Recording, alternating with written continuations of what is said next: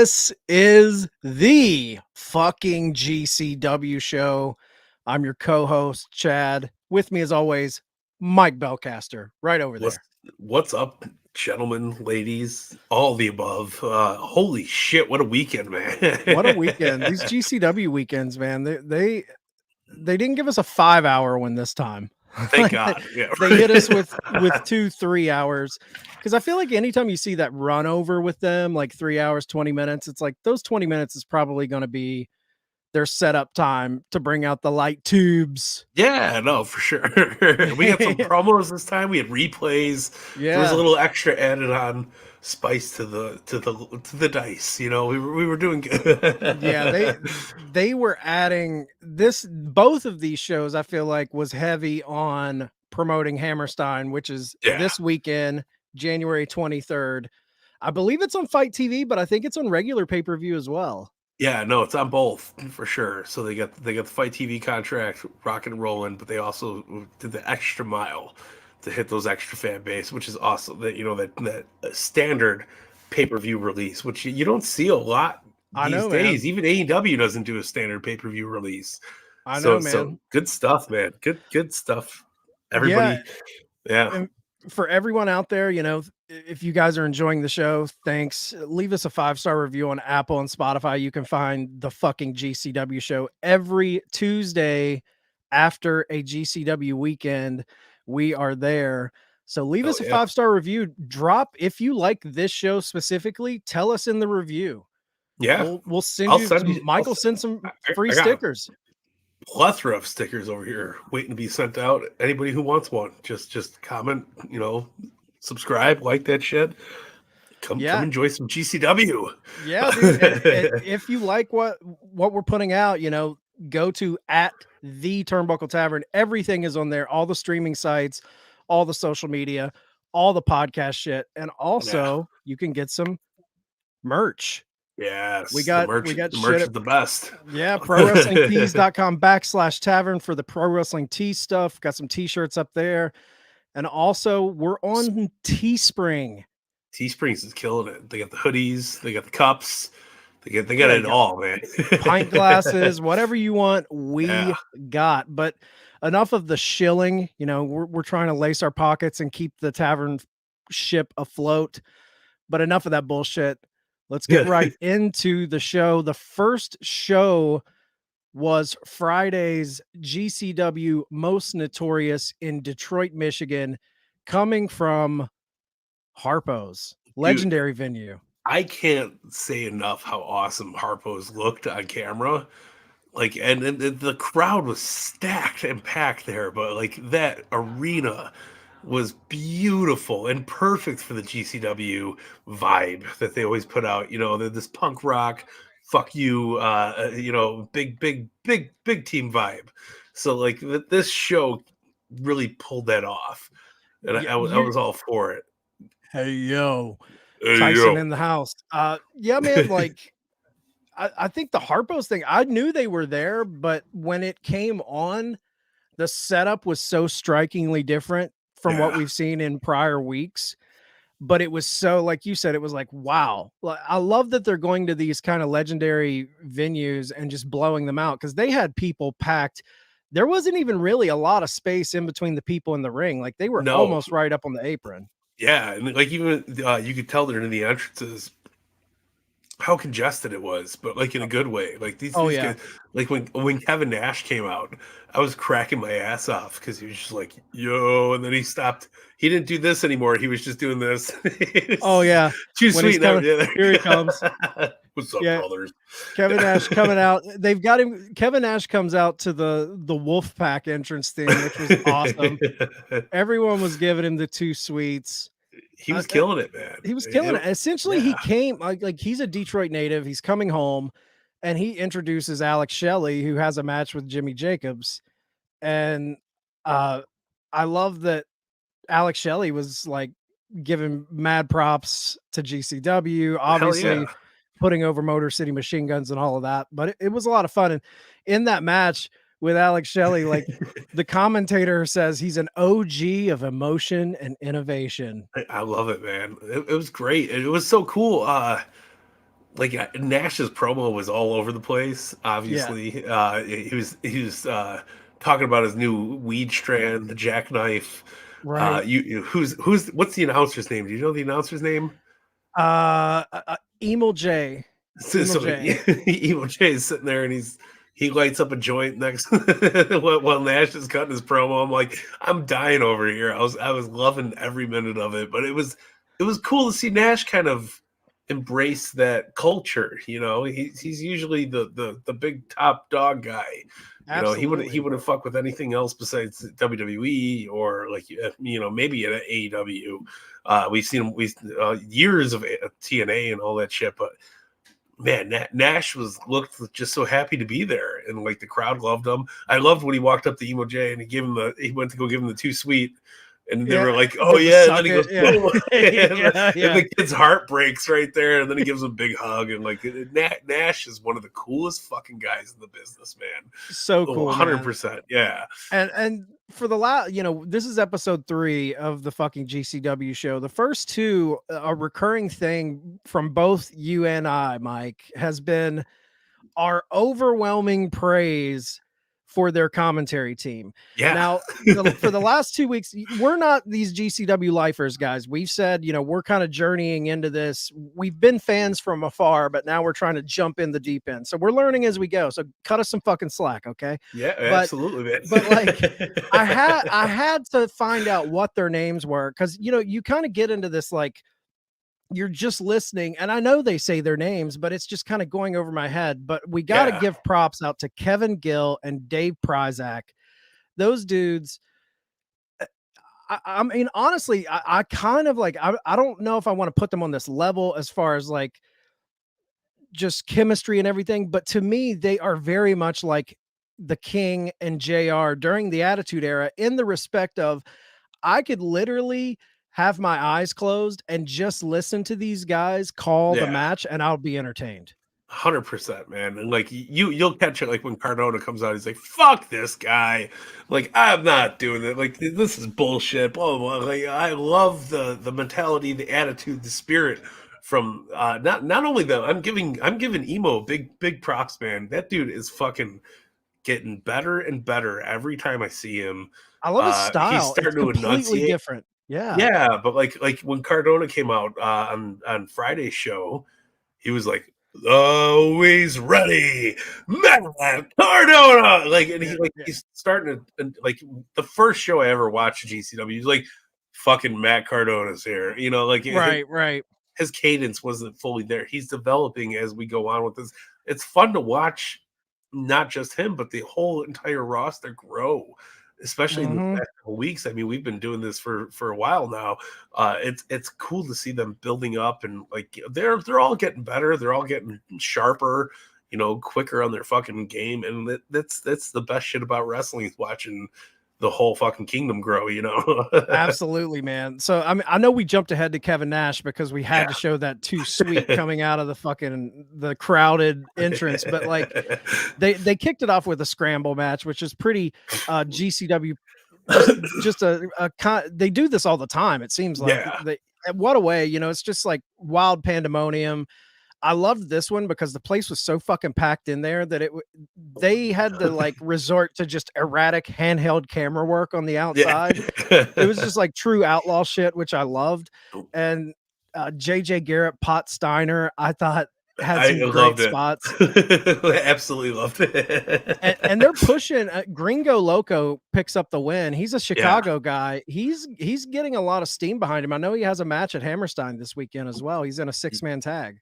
Yeah, 100%. I loved. There was a lot of spots in this match that I really, really liked. I liked when they all were jumping over the ropes and jumping through the ropes, and everybody was outside. They were just taking it. The front rows like spread out completely.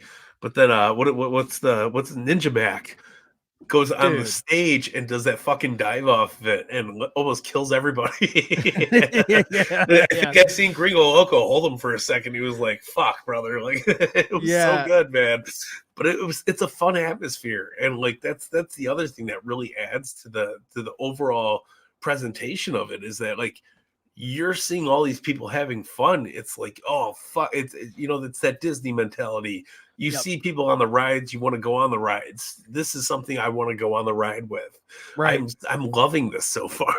Yeah, this is about fun, attitude, chaos, Yeah. and just putting on a kind of smorgasbord of wrestling. Because if you're coming to this show to see the best production value, a botchless match, which doesn't exist in any wrestling really, but like that's not what this is about. You know, like this is the premier independent. You know, this is like, I always say, like, Tarantino will take a genre in movies and he'll kind of do the best take of that genre, or his attempt at the best take. GCW is like the best take of the indies. Like, if you want to get a kind of a taste test of what the indies are, this is the way to kind of dive in there. But like, after the scramble match, we had Jordan Oliver, who we've seen before. Yep. He takes on Leon Ruff. From the NXT releases. Leon Ruff shows up, hometown boy, perfect matchup. They're similar builds, similar styles. They brought it in this match. A lot of like cool transitions and counters. I like this match. Yeah, no, it was super fun. It was a good watch, very entertaining. Psycho Figs, what's up, brother? He was at Say You Will, so that's awesome, man. Oh, Psycho Figs, give us some lowdown on Say You Will. Hell Let yeah, us man! know what you thought. But yeah, no, I thought Jordan Oliver is a fucking beautiful talent. Leon Ruff, he goes out there, he kills it with them.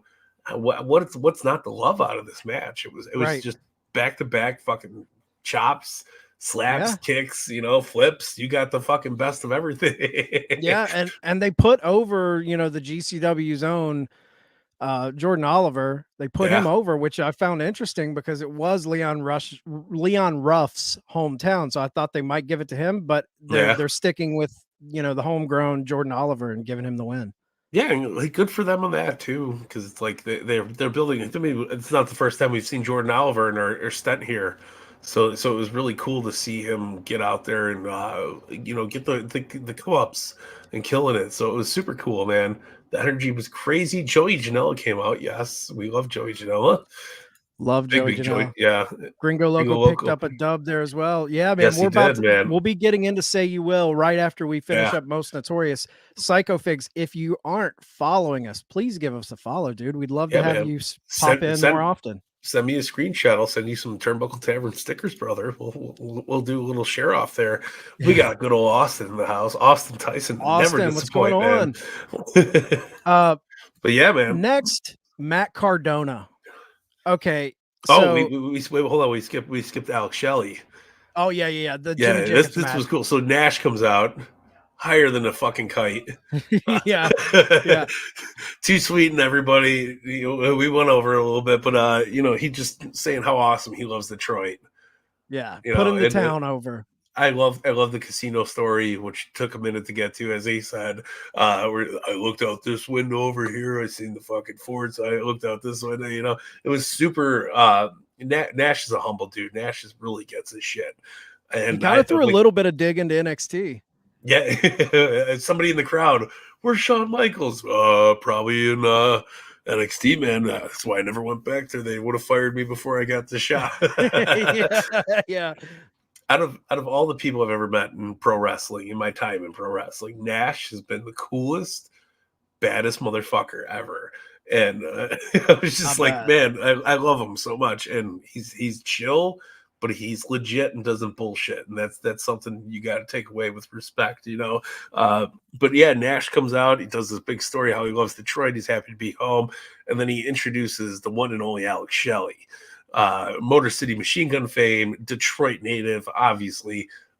Alex Shelley comes out. This might have been the best representation of Alex Shelley I've seen in his entire career. He comes pops out, the crowd. Pissed off. I fucking love GCW. Yeah, and killed it, man. And who do you fight? He did Jimmy Jacobs. Holy shit, man. Just a fun match. Really well paired. Two opponents, both on the same level of fucking charisma. Energy, same kind of place in their career too. They kind of run the roads together coming up. So yeah, absolutely. So this was it was almost like a dream match within a dream match. You got to see these two guys get out there, do their thing. Absolutely loved it. I thought they both killed it. Nash was hilarious, and his promos.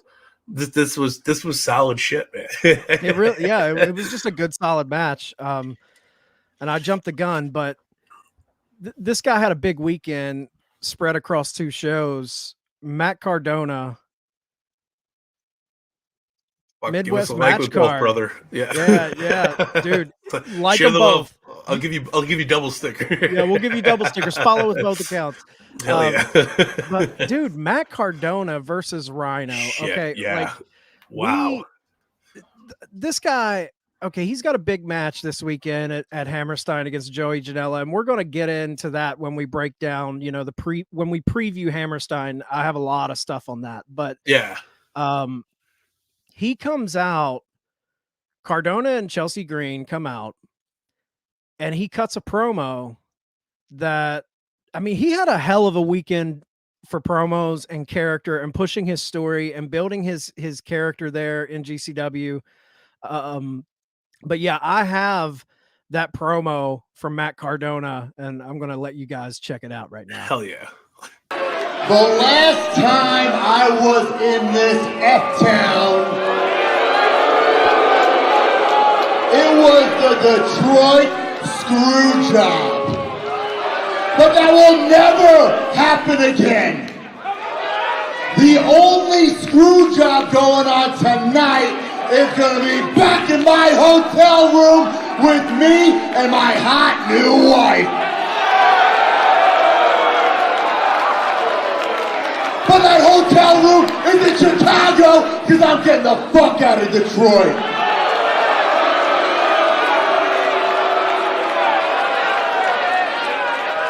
And unfortunately, the bad boy Joey Janella couldn't be here tonight. And Joey, I know you're watching at home on Fight TV. Actually, you're probably illegally streaming it because you're a cheap fuck like Brett Lauderdale. But let me fill you in on something, Joey. While you've been jerking the curtain on Dark, I put this goddamn company on my back. GCW is running on Cardona power. And in case you haven't heard, Joey, I am the Death Match King.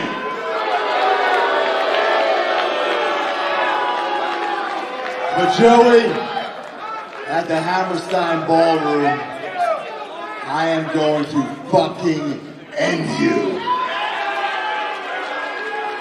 But tonight, I have to get through the man beast Rhino. Rhino, I have all the respect, all the love in the world for you. You and I, we're ECW originals.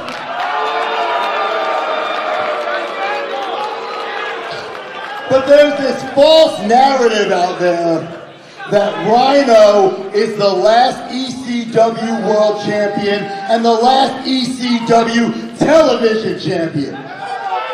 That's simply not true. Everybody knows that Ezekiel Jackson is the last ever ECW World Champion. Show some respect for Ezekiel Jackson.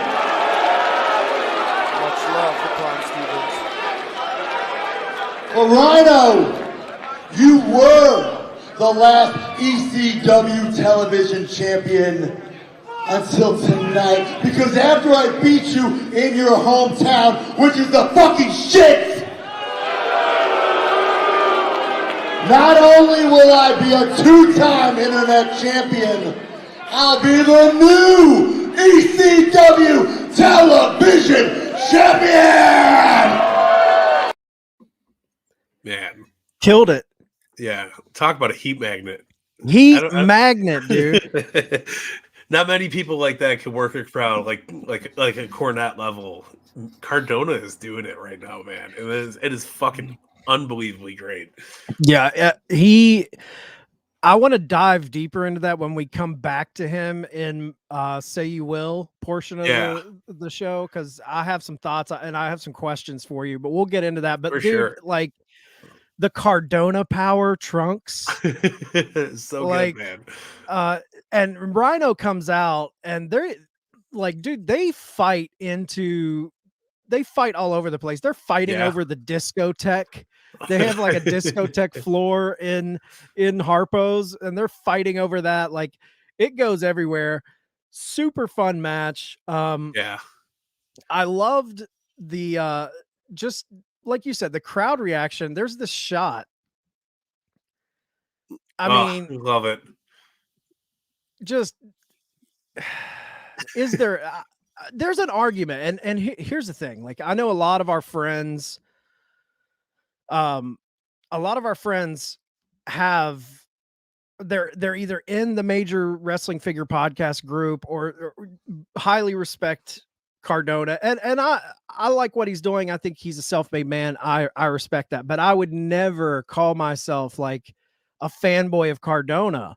So this is coming from someone that is completely unbiased to Cardona, but dude, he's got to be in the argument for one of the best heels in wrestling right now. Absolutely. Speaking of the Major Pod page is just the fucking greatest, because the second he beat Rhino, they went on Wikipedia. They changed the last person to hold the ECW television title was Matt Cardona. Like, they were really fucking hustling it, man. It's great. I listen. I was never the biggest Zack Ryder fan.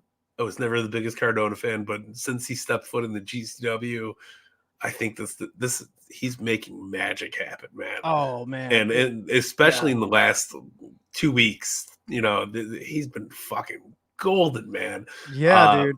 Really, really loved this promo. I loved there was a point where Chelsea was talking in the beginning before Matt got the mic, and she was like, "Stop fucking feeding the crowd. I'm trying to talk," and he was like, "Nope.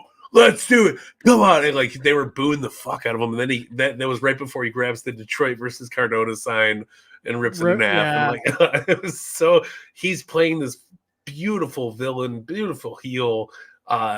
He's doing great shit, man. And anybody could argue that he's not the greatest wrestler of all time, but this is definitely some of the most entertaining shit I've seen in years of pro wrestling. Absolutely. And one of the bigger spots of the match is this clip I'm about to show, where essentially, they set the door up. Doors have become the thing in GCW. It's no longer tables. They set the door up, and Rhino ends up putting Chelsea Green, gores her through the door, and we have that clip.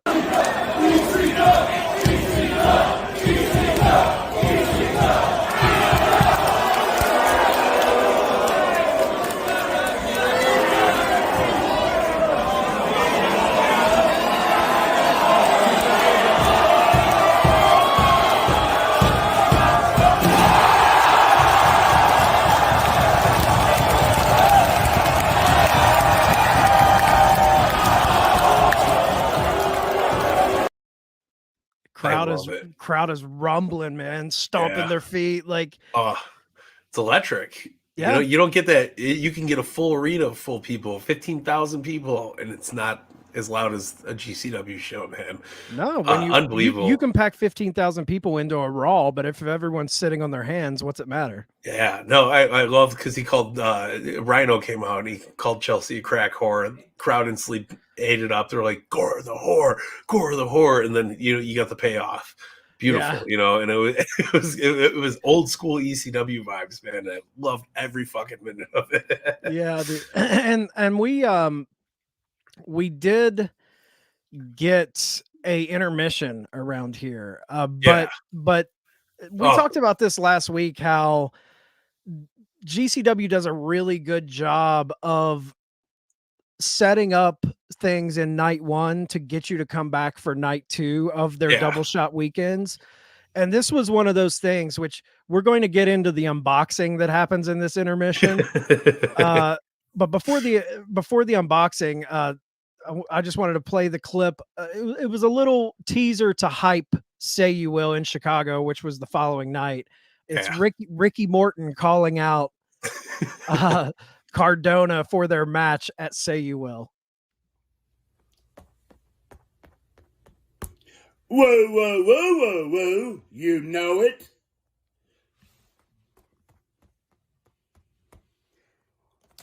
Get your punk ass out of here, Matt Cardona. I'll see you in Chicago this Saturday night. Just a fun little. He's got the figures out. He has his figure kick Cardona off the table. I love it. I love that Ricky Morton, 60 plus, still out there doing his thing. Yeah, I got the lovely pleasure of working a show with Ricky and Robert. And my fucking God, they live up to everything legendary you could possibly imagine, man. Like from Ricky hitting on my mom to to fucking, just being the baddest motherfucker in the locker room. He was such a good dude, and I love this shit. So it flows so well, and it makes you want to, like you said, want to buy Say You Will that much more. Right, you're ready for this build up, man, and it's the best. Yeah, man, and we got to get into that. I don't have a clip of it. It was a little long. Yeah, but please go. I think it's on the Major Wrestling Figure Podcast YouTube channel. It should be, yeah. Cardona does an unboxing. Break it down, Mike. Let us know what happens in this video, because I watched it and I was dying. No, so the funny thing was, like, this was I started watching this right after I worked at my own indie show. I was, it was probably like 2 a.m. by the time this popped up, and I was just slightly starting to nod off a little bit right after this match, and then I woke up to dun, dun, dun, dun, dun, dun, dun, dun, and it was like I thought the it turned on Major Pod YouTube thing. by accident. I was like, what the fuck is this going on? I was like, I heard that opening unboxing jingle from their podcast channel. And you get fresh ripped Matt Cardona coming here to talk to you about the rising superstars. Figure toy company, Joey Janella figure, which, I mean, the figure toy company is in the figure community is known as like the trash company. They ripped off everybody. They're these old figures that they're made so shittily. Like, if you open the box, arms fall off, heads fall off. It's a mess, right? and they were the guys that did Ring of Honor's toy line. They did rising superstars of the indies and stuff like that. You got figures from them of lots of people that we haven't gotten toys of in years, but they were just shit, Right. So Cardona, being Matt Cardona, he just got his Super 7 fucking factory well-made action figures, and he opens up this Joey Janella figure. He's like, this figure sucks, much like you, Joey Janella. He's like, they were molding it when he had short hair, and then by the time they were going to release it, you had long hair, and they just slapped shit on top of the short hair mold. And it was funny as hell. And this is a normal thing. They call it's an unboxing. They do. Cardona does it once a week on the Major Pod page. But it was funny to see him tie in the GCW shit here. And he's just talking all shit. He's like, yo, this Joey Janella figure makes Joey Janella look like Arnold Schwarzenegger. And he's like, and it's not even that ripped, because if you look at my figure, I got a 6-pack, I'm all full abs. Yeah. Joey Janella's never worked out a day in his life. Well, I love that he took something that's his, the figure game, and he used it to shit on his opponent and sell Hammerstein. 100%, and he did it so well, and I love the tie-in. I thought the tie-in was really fun. It was really interesting. It added a different vibe to the GCW shtick, you know. So it was like you said. I woke up. I thought my YouTube went off, but I was like, oh, that's not how this works. It's like I'm streaming off my phone. Like, the YouTube shouldn't be opening up. So then I was like, I started paying attention. I woke back up, and I was up for the rest of the fucking show. So it worked. Yeah, man. And what a genius move to bring that into your pay-per-view and show that, because instantly there's a whole sect of fans that know that shit, that know that music, and you're cross-pollinating your shows with other stuff that's going to bring in certain subcultures of wrestling that maybe you wouldn't have to begin with. Yeah, 100%. And we've seen it with Marvel and everything else. Cross play is the best way to do it. It adds more interest to the whole thing. And this was I love the little subtleness to it though, because like Cardona would swear and it would bleep it out, and like that's not GCW. You know, Yeah. he's like this figure sucks, man. Like you're Yeah.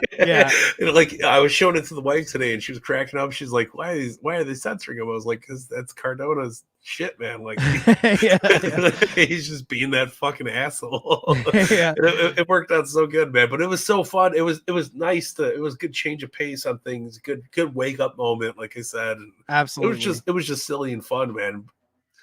So like we had a cool Allie Katch vignette with her walking the streets of New York City. She's doing a really cool voiceover about, you know, how hard it's taken her to get to this point. Now she's having the biggest match of her life. She turns the corner. She sees Soho spray painted on the wall. She's getting Ruby Soho at Hammerstein, which is going to be a killer match. It was a great promo. Yeah. Really reminiscent of like when Ruby was on her way to AEW and had that same kind of vibe. You know, she was at the bar, she did a shot. Yep. They had the same lighting. And I was very impressed with this. I thought this was a super fucking cool tie-in. And like I like how all the stuff from Ruby's promo was kind of like under construction, you know, and then she just walked up to the wall, she put her hand up, it was soaked with paint. Yeah. It was like it's sometimes new beginnings start whatever, and it was fuck man, good work on just the GCW crew, man. Fucking awesome promos. Yeah, I love their little package vignettes they put together. I think they're really well done. After we had a Dark Sheik Tony Deppen match.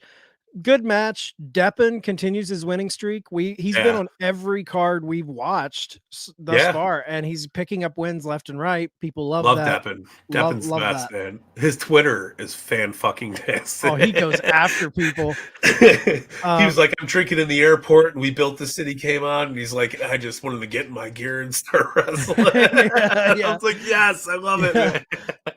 Then we get ECW legend Sabu coming out to say something.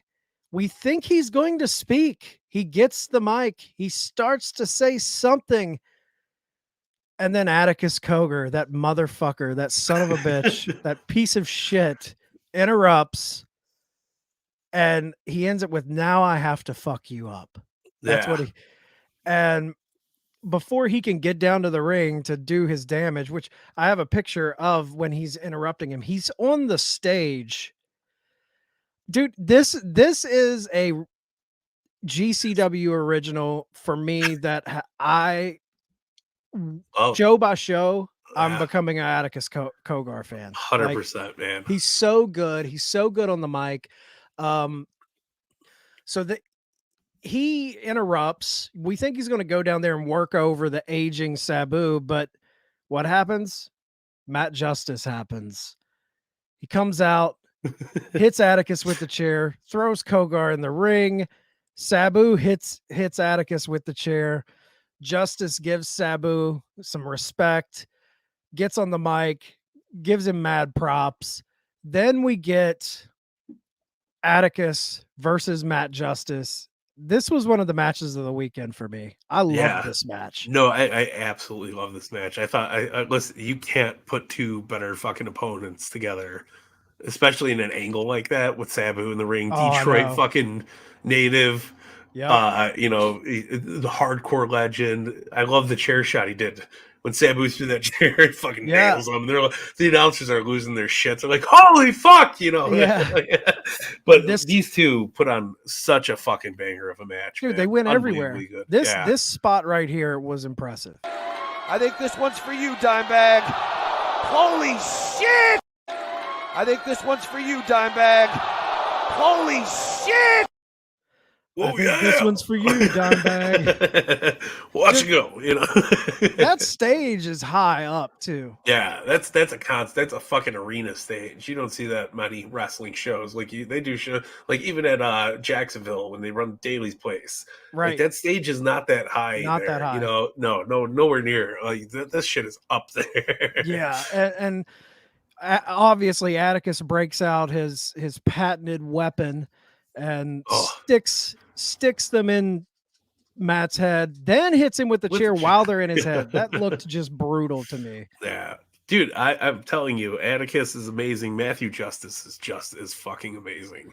He's killing it, man. And every time, like, he's been on every card we've seen too. Every time he comes out, not just throwing love towards him because he's a Pantera fan, but but like, motherfucker can work in the ring, and he does a great job with it. Those bamboo shoots aren't an easy spot to pull off, especially getting hit with a fucking chair. He killed it, man. He did. And he, out of anyone, to be such a big dude, like, I've never seen someone like just have no fucking care at all for his own well-being when jumping off very high structures. Like, absolutely, man. You don't get no better. It's crazy, man. He does some crazy ass spots. But Atticus ends up winning the war. And gets another win.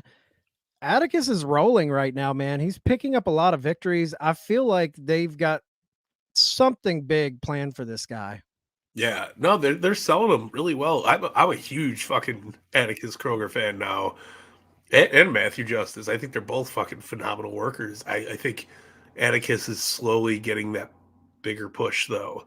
Oh yeah. So something huge is going to happen out of this. It might not happen at Hammerstein, but down the road, this motherfucker's going to be huge. You know, he's one of the premier deathmatch crazy ass dudes in the indie scene right now. We got a match between Bussy and against Ricky Morton and Cold Scorpio. Bussy. Yeah, awesome, awesome match. Yeah, love Effy. Love Effy. Got nothing, no bad words to throw shade towards Ricky Morton or fucking Cold Scorpio. No, they've earned their place. Effy addressed Jeff Jarrett, said he's not going to give him the Effy rub. He's not giving it to him at Hammerstein, but I think something's going to happen. Especially after what happened this weekend. 100%. We go to our main event, which is this fucking holy shit. the ultra violent champion Alex Colon taking on relative newcomer, at least to GCW. It was his debut, Hoodfoot. Dude looks like a new school Abdullah the Butcher to me. Hell yeah. And he's from Chicago. So big love there, right? Dude, I don't know if it was the black canvas on the mat. This match looked fucking so brutal. There was so much class on that mat. These dudes beat the piss out of each other. And Hoodfoot fucking. There was moments where I was looking at shots and it was just glass in his head. Fucking, he was bleeding so much. That motherfucker killed it. And Kevin Gill, the commentator, had a line where he said, "When Hoodfoot gets busted open, the plasma comes a flowing," because that motherfucker was bleeding. He was bleeding, man. Like, there were spots where the glass on the mat was covered in blood, not the mat.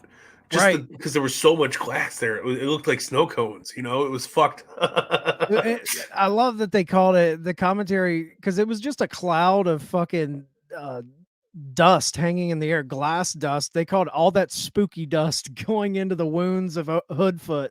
Like, so, I mean, there's a spot in it. This spot right here.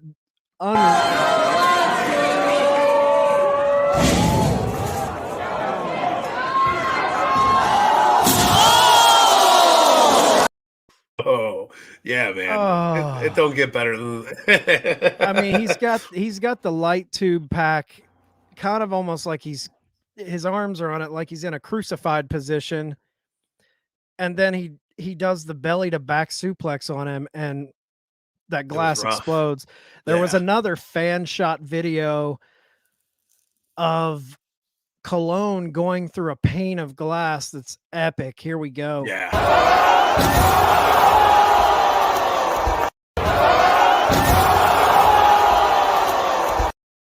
I love the announcers there. They're like, "We didn't even fucking see that. What was that?"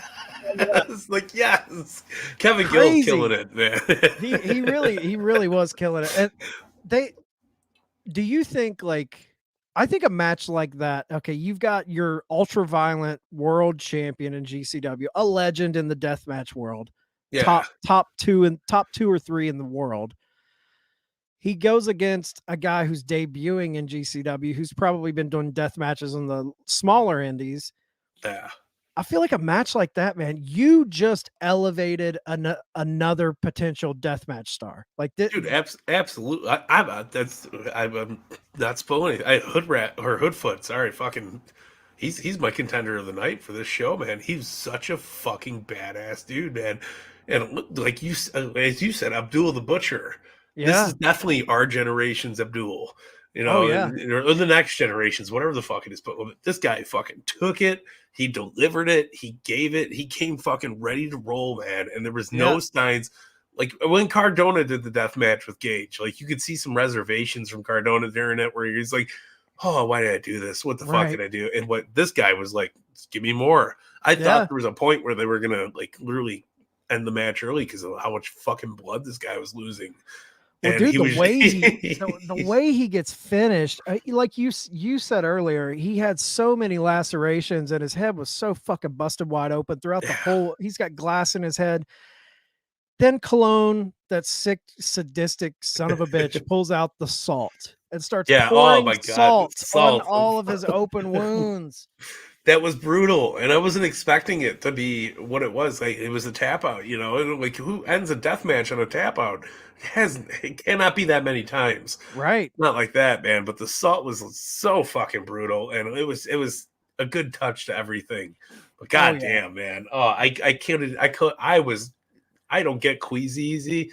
I was feeling it there. I was like, fuck, like the salt, the fucking shit, like it's like the bamboo between the thumbnails, It's just like, oh, fuck you. That'll make you queasy easy for sure. It was crazy, man. Easy queasy situation. Good stuff though. Fantastic. That wrapped up Most Notorious. We moved on to night 2 for the second of the double shot. Say You Will. Now GCW was Most Notorious was in Detroit. Say You Will. We move to Chicago. Good old Hoffman Estates. Yeah. Hoffman Estates, where All Out was. Familiar grounds, man. Familiar. Very good. I feel like this is last time we had a double shot weekend. The second show of the night ended up being the better show, I think we said. Yeah. And I think this was the better show. I think Say You Will was the better show. I thought it was very well put together. The vibe of Most Notorious being at Harpo's made it almost just as good. And there were some banger matches on that too. But Say You Will, I feel like stepped up just a little bit. 100%. We had a scramble match. Open it. Fuck yeah. Gringo Loco, Chicago Zone, getting huge pops. Yeah. Got the win. He's going into Hammerstein in that 6-man tag. He won over Dark Sheik. Dark Sheik did a great job during this fucking scramble. Ninja Mac, Nick Wayne was in it. Alex Zane, the sauce. Ninja Mac is a must-see every time. Yeah, he's great. Motherfuckers doing all sorts of botches and flips and shit, but it makes for fucking entertaining wrestling. Yeah. Then we had Tony Deppen again. And he went against Speedball Mike Bailey. This is a dark horse for match of the night. I love this match. This was one of my favorite matches of the whole weekend. This was so fucking good. Fun. It was great. Speedball Mike Bailey. Yeah, look at that shit. Those kicks. Barefooted in a GCW ring. Things I don't want to do in my lifetime. No. Dude was crazy though. Really good. Fun fucking watch. It wasn't hardcore. It was athleticism, and it was a fun athletic match. High pace. And this was your Saturn and fucking Dean Malenko match. Of the ECW generation. This was great shit. And he has a pretty interesting story from, I don't know exactly, I don't want to butcher it, but from what I've kind of heard, I guess he was like trapped in Canada for a few years and couldn't come to the States to wrestle. Yeah, and now he's finally pandemic and everything. And like Canada's been, we think we're locked down. Canada's been a lockdown. Like I know one of my friends had, not this year, but the past year, during Christmas time, they locked off all the departments in the store besides essentials, so you couldn't even go buy toys if you wanted to for your kids or anything like that. You had to just go in there. You got fucking toilet paper, paper towels, medical needs, get the fuck out, food. That was it. So that Canada had a fucking really hard lockdown. awesome to see this dude back in the States, though. He looked jacked. He looked ready to roll when he got through that curtain. Yeah, I was he did, popping my man. ass off. I know Scott D'Amore from Impact. I don't know if he signed an exclusive deal there or not, because they did mention on commentary that he was still a free agent. Yeah. But I know he's been working for Impact a little bit. So it's good to see him back in the swing of things, because I know he was a highly touted free agent. I mean, Speedball Mike Bailey, dude, this match against Deppen was really, really good. Deppen ends up getting another win. He sneaks it out. I'm slowly becoming the biggest Tony Deppen fan. Not even shitting you. Like I was like, it was after Friday show, and I was kind of just reading his Twitter. Yeah. And then I woke up yesterday. I was reading more of it. I was cracking up the whole time. And then like, he's just but he's a workhorse too, man. And he delivers in the ring, and that's the cool shit you get to see. He's sound. He puts on sound matches too. Yeah, absolutely. Very, very well built, very well put together, and fucking entertaining the whole time. Like I said, this was your Eddie Guerrero, Chris Benoit match from an ECW generation. This was solid fucking shit. Absolutely. And the match that followed it is another contender for match of the night. Blake Christian versus Bandido. Dude, both of these guys are like so entertaining. Yeah. I think Bandido could be one of the most entertaining wrestlers on the planet right now, not signed to a major promotion. And then Blake Christian is right there with him. Like, this dude, we talked about it last episode. This guy is like the epitome of wrestling with a huge fucking chip on his shoulder. Yeah. Like, he did not take kindly to that 205 Live, see you later bullshit from WWE. He's like, you missed out on something. And he's out there proving it. Every match he's had in GCW since returning to the Indies, he is showing out. Yeah. No, like Bandido is great on his own. You put him in the ring with fucking anybody, it'd be great. But this was a solid fucking pairing. Blake Christian killing it as always. I got nothing bad to say about this match at all. It was fun to watch. It was a great fucking time, man. And then Christian going on commentary afterwards. Yeah. You know, the fucking after a match like that, dude hops on commentary, fucking does a whole match. They're doing that. And he's good. It's super good. Yeah, entertaining, solid. Funny, great listen. You know, it was this dude's got star written all over. Yeah, I mean, this was a huge victory for him to get over Bandido. Yeah. Moving into his ROH World Championship match against Gresham this Sunday, January 23rd. I mean, the kid is just on a tear. And like you said, he jumps on commentary. Then we get Cold Scorpio back to face Jonathan Gresham in a Pure Rules only match. Unbelievable. Great match. Mike, how do you feel about Pure Rules matches? Like, what do you think about them? So like in Ring of Honor, like you get where they kind of got lost in the shuffle, right? Because you got a lot of regular shit going on in Ring of Honor. Then you do the pure match. It's like, cool, it's a highlight for a while. Over the years, it kind of dies down. In GCW, they fucking rule because it changes the game a little bit. So you're looking at, like, you got death matches, you got these really great matches. Then you bring in this Pure Rules bullshit. And everybody's like, wait, there's a count out, there's this, there's that. You can't use the doors, all this shit. It adds that extra spice to it where it's like, yeah, man, like you're not getting, a $2 steak, you're getting a filet mignon.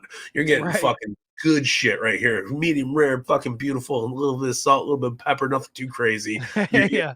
It's awesome, man. But fucking kudos to Cold Scorpio. This guy, how old? And he comes out and delivers a match of this fucking quality. And and wrestling the night before, so you're getting like this double back off, but he goes in there. There was moments where I was like, Too Cold's winning it. Holy shit, what's going to happen? And I was like, wow. And it made me suspend belief, So like, if you could do that, and especially at his fucking age, I've always been a Too Cold Scorpio fan. Flash Funk, you go back, name it. Dude, I remember Too Cold Scorpio wrestling fucking Flying Brian in WCW in the early 90s, man. Like, I've been watching that guy forever, and he crushed it in a Pure Rules match. And you killed it by what you said about it, because a Pure Rules match in GCW is like having a death match in WWE. Yeah, Like, no, or 100%. AEW. It's like, whoa, what is this? Like, we're so used to the death matches in GCW, but when you pull a Pure Rules match out, it's like this, like, okay, it takes you back, and it's Yeah. a different flavor on the buffet. I love it. No, I absolutely love it. And I thought these two did a fucking phenomenal job. Jonathan Gresham is killing it right now. Much like how Matt Killing it. Cardona is killing it, Jonathan Gresham is killing it right now. This break from Ring of Honor might have been the best thing for Ring of Honor. And I think so too, because everybody's getting out there and getting to like really work. They're not tied under that Sinclair contract. But man, one thing that I noticed in this match, everyone, you think of Jonathan Gresham, and I think maybe there's a little bit of a stigma with the fans out there that, oh, he has no charisma, like he doesn't have a personality. But like, dude, in the ring, like, I think he is best. He's gone wild for Scorpio, just like we were in the comments. But like, the thing that when you watch Gresham in a match, he is so good on the comeback. Yeah. Like he's showing his charisma and his personality by being that, like, even though he's such a good technical wrestler, and there were moments in this match where Too Cold Scorpio was kind of leading the match. Yeah. And Gresham was fighting from underneath, and he was so good at it. Like I found myself pulling for him, even though I thought he was the favorite to win. Like he felt like an underdog in certain circumstances, which was great ring psychology, I thought. Yeah, and adding to that, that goes to show you how awesome he was to build up Scorpio like that. Yeah. I mean, listen, Scorpio's, he's got to be late 50s, early 60s, right? Got to be in his 50s, easy. Yeah, easily, right? So this guy has been killing it for 30 fucking years easily. And Jonathan Gresham built that into the match to where you were like, oh shit, Gresham's gonna lose. But it made you feel, it made you like that's what wrestling does. Good 56. wrestling. He's 56 years old. 50 fucking 6 years old, man. Yeah. That's crazy. And like to see him doing these, double moonsault leg drops and shit. Fuck yeah. Bravo. I'm the biggest Too Cold Scorpio mark, man. But this match still made me want to fall in love with it that much more. Yeah. And Gresham ends up choking out Too Cold for the victory. They have that moment at the end where Scorpio's kind of hot about it. Gresham goes for the code of honor handshake at the end, and he ends up getting the handshake from Too Cold. But Blake Christian, still on commentary, leaves the commentary booth, comes down into the ring, faces off with Gresham. We get a little a stare down teaser for the weekend. Oh, yeah. Loved it. Talk about matches that I'm most looking forward to from the Hammerstein. This is definitely, if not the one, definitely top 2, top 3. Oh, this is going to be fucking phenomenal. Yeah, man. And next we get mine and your favorite French Canadian Frankenstein, PCO, who just signed to Impact Wrestling, I heard. Yeah. Oh, that's crazy. Yeah. Cool. Yeah, he signed with Impact, and he has a match with AJ Gray. Yeah, holy shit. Well, for the now Extreme this all makes sense. Okay, yeah. So yeah. But fucking awesome match. PCO's killing it. I love PCO. Oh, I've been a fan of PCO before he teamed up with Danhausen, before all that shit. Like I loved him when he was part of the Villain Club. Like he's just this monster you don't want to fuck with. Right? Like you said, our favorite French Canadian. Guy's insane, man. Yeah. As soon as like AJ Gray's coming down to the ring, Emil J is doing AJ Gray's, Black Death, and he doesn't even get the second part out. PCO dives over the top, takes him out. This is just a crazy destruction match. Everything I love AJ Gray. Love AJ Gray. And he ends up picking the win up. Like AJ Gray defeats PCO to become the GCW Extreme Champion. I was shocked, but now that you say, PCO signed with Impact, this makes sense. Yeah. Fucking great match though. Just balls to the wall. Like this is like when you listen to Meshuggah or like Slayer. Yeah. That's what this was in like terms of wrestling. Like you're getting balls out pandemonium madness, and you're Yeah, like you're here for it. yeah, this isn't Fade to Black from Metallica. This is like Angel of Death, Slayer. Yeah. Next, we had a pretty cool moment with Matt Justice. Yeah, he's been known to be just the wrestler. He doesn't do promos, and Kevin Gill was kind of cracking on him, like, because he gave 2 promos this week. He's like, I guess this is his thing now. He's a promo guy now. But he comes out, he comes out to Pantera's Walk. He gets on the mic. He's talking to Brett Lauderdale. He's like, hey, Brett, cut that fucking music, man. However much I love a Pantera sing along, I'm here for a fight. So let's fucking go. yeah. Atticus Cogar and his 2 minions from 44-0 come out. They kind of overwhelm him. Jordan Oliver runs down to help Matt Justice, but they're still getting taken out by Cogar's crew. Then Second Gear Crew alumni. He's been on the Turnbuckle Tavern's flagship show in the past. Go check it out in our archives. One called Manders runs out, clears the ring. We've got Justice and Manders from Second Gear Crew. Jordan Oliver's in there. Looks like we're setting up a 6-man tag for Hammerstein, maybe. Yeah, I hope so. I know there's a lot to be announced still for Hammerstein, and like shit we won't know until the day of. But I hope this is one of them. This was awesome, great fucking build up, absolutely great build up. Yeah, so like I'm absolutely here for it, man. Yeah, and I kind of jumped before we get into Matt Cardona night 2. Broski. Talking about AJ Gray winning that Extreme title, he did have a message. He released a message calling someone out, calling his shot out for Hammerstein. We have the audio. So this is Black Death himself, AJ Gray, making his Hammerstein call out. 2 years ago, bro. 2 years ago. I got to the top of the mountain, boy. I took the crown. I smashed that bitch on the ground, dog. I'm the one who uncrowned the king. I was GCW World Champion. And look at me now, dog. January 23rd, I ain't got a fucking match. January 23rd, I'm left out in the motherfucking dark. But that's all right. That's all cool. That's all gravy, boy. Because, I'm going to call my motherfucking shot right now. There's only one person out here in this business like me. There's only one person who ain't understood like me. There's only one person as volatile as me. There's only one person who want to get down just like me. Eddie Kingston. Mad King. You all I want, boy. January 23rd, we got a date with Destiny. See me at Hammerstein Ballroom.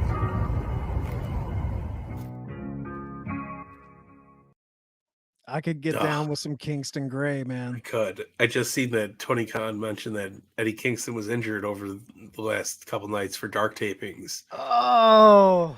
So that I hope that doesn't pour the water on the fire here, because that would have been great. Eddie King, anything that's GCW screams Eddie Kingston and Hammerstein Ballroom. Yep. And I hope this doesn't fucking put a damper on that. Yeah, I hope that comes to fruition, man. Because I mean, I love AJ's vibe. I love he feels like Kingston to me. He feels like he's cut from the same cloth. I think that would have been a banger. Hopefully Eddie's not Fingers too crossed. banged up. Hopefully we get that. But Matt Cardona, this son of a bitch had a weekend, man. Broski had a weekend, and they come down, him and Chelsea. I pop huge because when they come out, they're wearing 469 Chelsea shirts. Love it, man. They're flipping the little kids off. He's just living the gimmick. I mean, this guy. I'm enthralled with the Cardona gimmick right now. Like I said, I'm not a huge Cardona mark. I'm not either at all. But I'm slowly becoming one because of this run. He is killing it, man. And like I love people are like on Twitter, they'll tweet him like best heel in the business. He goes, yeah, thanks, man, but I'm a baby face. I love that. I love that. Like, fuck, man. Like, this was awesome. I mean, we got the best of 3 generations here. We got Ricky Morton versus fucking Matt Cardona. And dude, fun match. Yeah. We talked about, I think we had talked about this. I don't know if it was on a debate or maybe GCW last time we did it, but he is like Cardona is doing the Lord's work right now. Yeah. Like, really I is, mean, man. this guy, I want to get into, I'll go ahead and say, I mean, the match, there's some promos I want to play that he sets up, but like, how important is Cardona to GCW right now? Oh, man, without a doubt, definitely one of the most, if not most important people there. He's giving them so much light. I don't think without Cardona we would have had Nick Gage on AEW. No. And I mean that, like, Dark Side of the Ring was great, but I don't think we would have had that without that build up to it. Right. You know, that both things colliding together like that made that spotlight. So that I think that's the mentality of it. But Cardona is, it's hard to say that. Yeah, he's just going out there and shooting promos, but he's really telling the truth when he comes out there. I'm the guy that made GCW. Me and Chelsea, we came here. We brought this shithole to the blah, blah, blah. Brett Lauderdale's a fucking cheapskate motherfucker. Like, we need tables. We don't need doors. You know, like, I'm loving the subtle truth behind the promo, which makes for great wrestling. You know, when Vince and Austin were going against each other, there was that kind of love, hate between both of them coming on saying the same shit. You know, like, but this is that buildup that makes it makes you invested. You know, like you dip your foot in the pool and it's a little cold, you don't want to go in, but when it's fucking bathwater warm, you're like, oh, I'm gonna slide right in this motherfucker and chill out. Yeah, Cardona's warming up the water for all casual fans to check out GCW. That's it. And the thing, we talked about this before, that the best thing that ever happened to Matt Cardona is that Tony Khan did not offer him a contract. It forced him to go out and reinvent himself. Yeah. And this is the perfect relationship for him because he's playing a heel.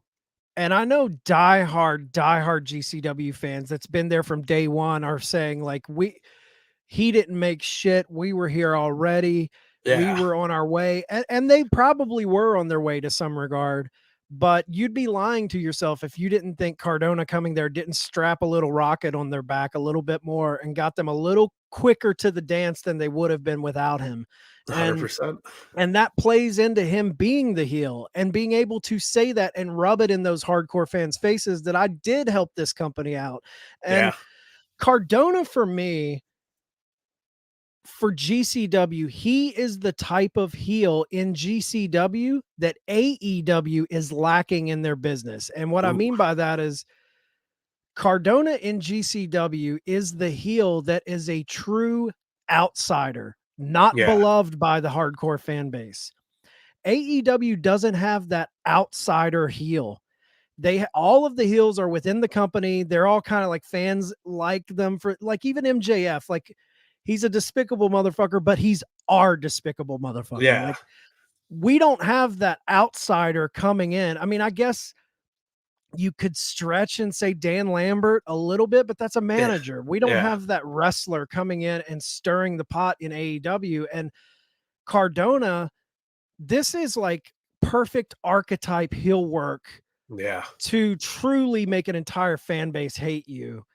And that outsider heel, Cardona is playing that to a T right now. And he's doing so much good work. Like Impact, he's kind of his own, he's got a different character there, but the character that he's being in GCW right now is kind of bleeding into his character work on NWA, on Power here lately. He is the heel there. He's shitting on NWA. So he's starting to be, he's kind of this super heel in NWA and GCW playing the same person, but man, he's doing such good work right now. Yeah. If only he would be able to let loose that everywhere. You know, and it would be just killer. Like right now he's buying into the Royal Rumble hype. Like, who's going to be the Forbidden Door? Is it going to be Cardona? And he's like, imagine the pop, but no, thank you. I'm good. Like, right. And then he was like, I love Vince. I love WWE. I don't know what you guys got against WWE. Like, what's the problem? But that's the thing. He was a lifer for so long there that like you almost buy into it when he's saying this shit. You're like, oh, yeah, he would like Vince, you know, and all this shit. Like, but the casual GCW fan is like, fuck this guy, and like, the best way. But like, I love it, and like to a kid of Cyrus the Virus. Yes, when the network was the thing, like he's captivating that kind of spirit with the ECW storyline. He's Jerry Lawler in ECW. Yes, you know perfect fucking analogy. Yeah, like they love him, but they hate him so much. They're like, fuck, I'll throw a fucking bottle at this guy, fuck him up, and like, but he's feeling it and feeding with it so well. Like even on the Friday show when he came out, and like I said, Chelsea was trying to cut a promo. And Matt's walking around her like, come on, give me the heat. Give me the heat. And she's like, dude, shut the fuck up for a minute so we can get this done with it. You know what's great about his stuff? Like his Cardona, we know he's a fan of wrestling. He has an entire podcast network created around the nostalgia of pro wrestling and collecting. But he's also a fan of pro wrestling because you can see it in his segments. Like he had that one GCW match where he came out dressed like Vince in the all black, you know, the heart with the do-rag. he's tapping into, you know, tonight I'm about to play the promo. He pulls a Medusa in WCW with the women's title, bringing out the trash can. Like all of his stuff, like if you're a hardcore long time wrestling fan, he's tapping into that nostalgia. But I'll go ahead and play this segment he has with the belt. It's a good one. It was all over the internet, and people were asking me, how do you think Paul Heyman felt about that? I don't know. I haven't talked to Paul Heyman in like 2 years. The last time I talked to Paul Heyman, it was in the beginning of the pandemic, and he was in charge of Monday Night Raw. And I wrote this heartfelt email how all I wanted was an opportunity and all I wanted to do was wrestle. And I got fired 2 days later. I think Heyman did the right thing. So as far as I'm concerned, Paul Heyman can kiss my tan ass. To be fair, that might be the one part of him that's not tan.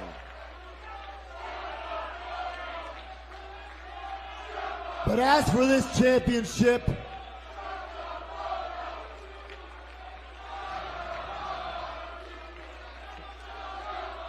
I know that WWE is going to hit me with a cease and desist. I know. See, I told you. But I'm always ready. For cease and desist. Chelsea, get the garbage can.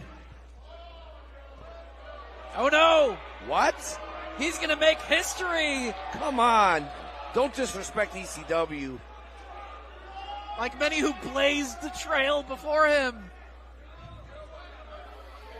I'm sorry. I love you. Fantastic, man. So good. So crazy that yeah, man, it's like you said, Cardona's just killing it. And like that was I love the announcers, like, for the Trailblazers, you know. He's like, to be fair, that's probably the part of his body that's not tan. Yeah, no, but like Cardona's, that's what I mean. He was such a lifer at WWE that like he's got all this story to build into. Like, I haven't talked to Paul Heyman in 2 years, and the last time I talked to him, I was fired 2 days later. And like, oh man, I'm pulls out the loving it. Sorry, I love you when he drops the title in the Zack Ryder CM Punk themed gear. Yeah, like, it's so fucking good, he's man. Just hitting, he's hitting on all of these little nuances of wrestling fandom that I think you have to be a diehard to really pick up on all the little things he's hitting on. Then the motherfucker, then he hits him with a little NSYNC parody. Yes, for Ricky Morton. I'm kicking Ricky's ass tonight. He's probably gonna lose this fight. Robert's eyes go left and right. Hey, Ricky, come on. I know that you can't wrestle no more. It ain't no lie. I'm gonna kick your old ass out that door. Ricky, bye. You're in a crowd that enjoys gangster rap and Pantera sing-alongs, and you're pulling out some NSYNC lyrics. Like, come on. Oh, He just gets it. Yeah, absolutely. Like, it's putting like strawberries on a pizza. Yeah. Yeah, exactly. Like, what the fuck, man? What are you doing? Yeah. But like those teases, those pulls, he's tugging on the strings of everybody in that crowd. Yeah. In such a brilliant, beautiful manner. Fucking love him. Dude, every time he comes out, I don't care if you're one of those fans like, oh, that's Zack Ryder. Dude, this guy, it's must see. Yeah. Any segment he's in, I'm not saying he's putting on like there are other matches that I enjoyed the matches better, but as far as just like we talk about wrestling being a business of moments, he always has the moments. Yeah, no, he's always ready. He's not fucking. He does not he doesn't fuck with that demeanor. He is that demeanor. He's always ready to fucking put on a show for us, and he does a great job. And the one of the things that really stands out to me, he is so over as a heel, which maybe that's a oxymoron, but Ricky gets the quick roll up over Cardona. Yeah. Ricky Morton gets the win. Cardona constantly takes pins in this company. 100%. He constantly gets beat.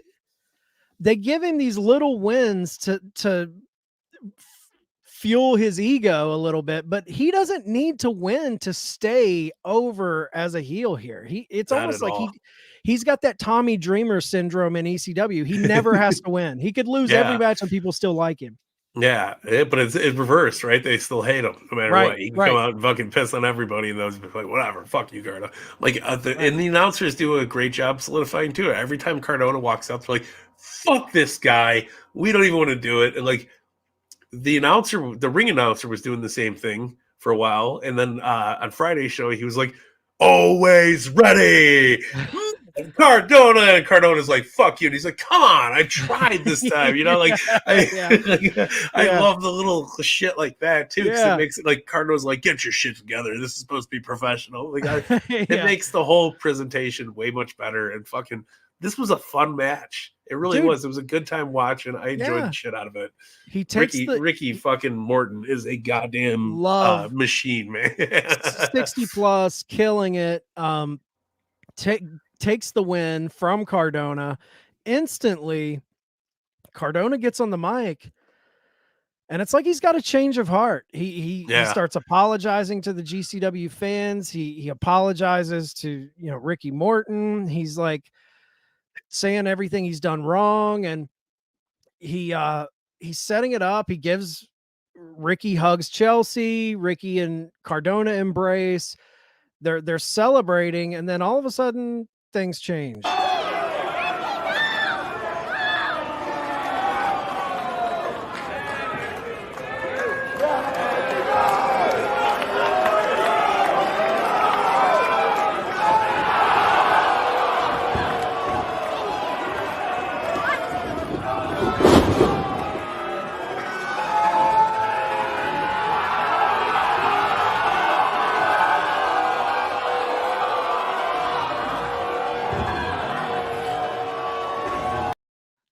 So essentially, for the listeners, he raises Ricky's hand, and then we get the old devious Jezebel, as JR would call her, Chelsea Green. Jezebel. Yeah, delivers the nut shot heard round the world on Ricky Morton. Yeah. And then after he's stumbling around, hunched over, grabbing his cock, Cardona gives him the leg clip. So they go out, they kind of get one over on Ricky, but then music hits and the bad boy. I'm a bad boy. Bad boy. Joey Janella comes out, and the crowd, he is one of their guys, maybe one of their top guys. And man, this is going to be a fun match at Hammerstein this weekend. Yeah, Janella doesn't disappoint. I loved Cardona's digs at him too. Like, I'm not curtain jerking on dark and Oh fucking yeah. around. Like, oh my goodness. Like, again, Cardona doing fucking God's work, man. Mm-hmm. You know, a good thing I didn't stay with that company because it'd be dicking around on dark like you've been and blah blah. They build it so well, and Janelle's gonna come in here and listen. He's gonna kick some ass. This weekend's Hammerstein show is gonna be the best shit ever. I'm super excited, and I'm so happy that it's this week. Oh yeah, yeah. Just what a way! Like I love when Janella comes out there. He's saying, "I'm here," and and Kevin Gill calls him out on it and says, "Cardona's saying I'm here," while he backs away. Yeah, like what a chicken shit tactic. But Janella says he's going to sacrifice Cardona at the Hammerstein, so that'll be fun. Good Another vibes. quick little match just to knock out before we move into our Hammerstein preview. We're running a little late this week. It's a big. We got to preview Hammerstein and cover events, so it's running a little long. But Kylie Rae, Allie Katch. Yeah, fucking awesome match. Good match. That was the moment of the match right there. I love when she yanks on it too. Like, there's something great about how Kylie Rae is like a ray of sunshine, but when she turns vicious in matches, it just fucking works. Brutal. Yeah, and like somebody posted the GIF on Twitter, and they're like, "Oh, blah blah blah," and she's like, "Oh, I forgot to eat. Sorry." yeah. Stupid as shit in the world. Funny as pop. I loved it. Allie Katch is doing great. I loved Allie's promo afterwards. Yes. Like, I was hiding behind whiskers and meows, and I've been fucking doing this for blah blah blah. And I'm finally, because I didn't think I was good enough to be me. And then JEFF comes walking his Undertaker-esque looking ass out there. Cowboy.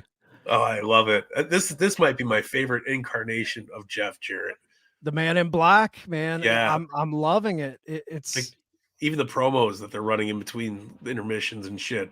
You run on for a long time. Yeah. Fucking Jeff Jarrett's walking down the street, all loving this, man. I was going to pull that clip, and I'm like, that'll probably get us dinged. Right.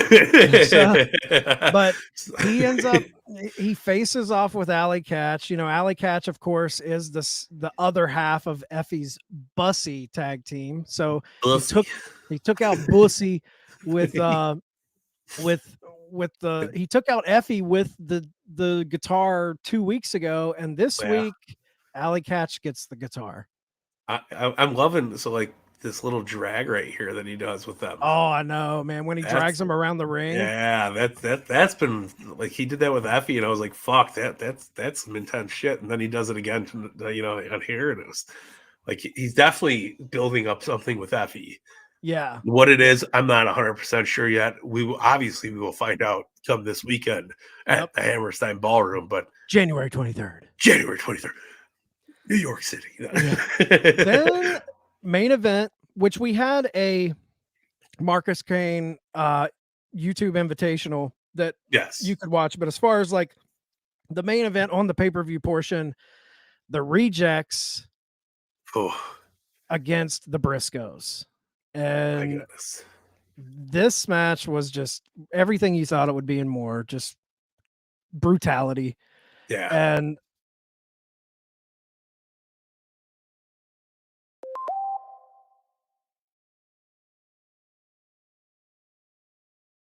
such a good, they're hitting each other. They're sitting in a circle in chairs, just punching each other. The round the world spot, Yeah. It was the best, man. I like the announcers too. They're like, somebody bring down some cold PBRs. Let them just work this shit out. Like, don't let them fucking kill each other. Yeah. Good match. Obviously, you can fucking match. It was just super fun. Good way to cap it off. The Briscoes end up going over. They retain. They get on the mic. They're going to be at the Hammerstein, but they do not have opponents. And Jay Briscoe says, like I've said from the beginning, we're better than any tag team anywhere. Anyone want to show up, show up. To me, it seems like they're putting the bait out there for FTR to show up at the Hammerstein. Yeah. fingers crossed. I hope we get it at the pay-per-view. I really do. I know they keep touting it on social media, like, oh, this needs to be on cable. It needs to be on cable as in a pay-per-view in my eyes, not Wednesday night. Right. You know, cool, do the rematch Wednesday. I don't care, but this needs to be the night. Right. Yeah. Yeah. And before we get into a quick little Hammerstein preview, we'll go ahead. We have a new segment for the listeners, and we'll go ahead and play that.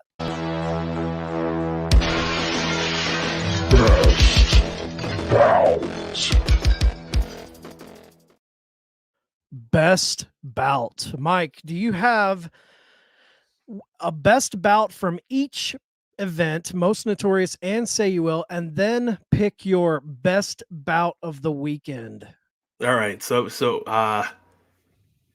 yeah, most notorious was a hard one because that ultra violent championship match was so good. Yeah. But I'm gonna have to go back and agree with you. Atticus Cogar and Matthew Justice was definitely smoking the night of the match of the night for that one, man. So good. It's just unbelievable. Fucking back to back good stuff. For Say You Will. Yeah, it definitely was the Briscoes, man. Yeah. You can't top that. Like I wasn't expecting to obviously I love the Briscoes, but I was not expecting that to be the match of the night tonight because there's so much shit on the card. Right. But that they come in, they steal the show every time. That's what makes them so fucking special. I'm with you on most notorious. I definitely have the Atticus Cogar Matt Justice match as my best bout of that event. For Say You Will, it was tough because I really liked Blake Christian Bandido. Yeah. I actually really liked Speedball Mike Bailey and Tony Deppen, but I have to agree. I got to go the Rejects and Briscoes. It was just like a fun match, and I would say match of the weekend for me, probably Briscoes Rejects. Yeah, no, I 100% agree with you on that one. Super fun. Just a good, beautiful tag match. You got a mix of everything. You got technicality. You got extreme shit. They were fucking using light tubes. Yeah, they were fucking, you know.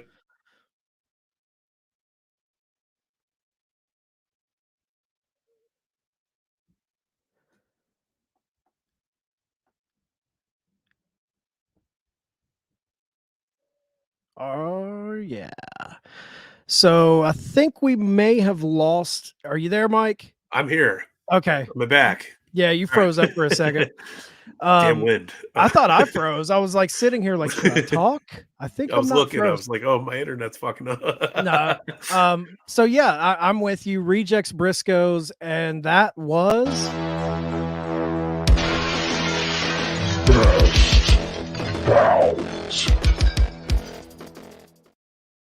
all right. So now we're into the good stuff. We're just going to give you a quick.